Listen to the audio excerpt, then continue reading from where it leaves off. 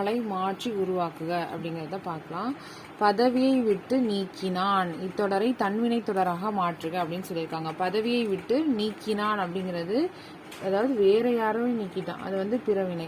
So இப்போ நம்ம பதவியை விட்டு நீங்கினான், அவனா விலகிட்டான், அவன் பதவியை விட்டு அவன் விலகிட்டான், அப்ப இதுதான் தன்வினை.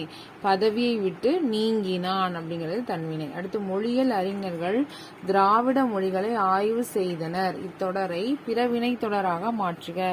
ஆய்வு செய்தனர்ங்கிறது அவங்க செஞ்சாங்க. மொழியியல் அறிஞர்கள் திராவிட மொழிகளை ஆய்வு செய்தனர், இதை பிறவினையா மாத்தணும் அப்படின்னா செய்தனருக்கு பதிலா செய்வித்தனர், அதாவது மற்றவங்களை செய்ய வச்சாங்க அப்படின்னு மாத்தும் போது இது பிறவினையா கன்வெர்ட் ஆகுது. மொழியியல் அறிஞர்கள் திராவிட மொழிகளை ஆய்வு செய்வித்தனர். அடுத்தது உண்ணப்படும் தமிழ் தேனே, இத்தொடரை செய்வினை தொடராக மாற்றுக. உண்ணப்படும் தமிழ் தேனேங்கிறத செய்வினை தொடர். உண்டேன் தமிழ் தேனை, உண்டேன் தமிழ் தேனைங்கிறது செய்வினை தொடர். அடுத்து திராவிட மொழிகளை 3 மொழி குடும்பங்களாக பகுத்துள்ளனர், இத்தொடரை செயபாட்டு வினை தொடராக மாற்றுக.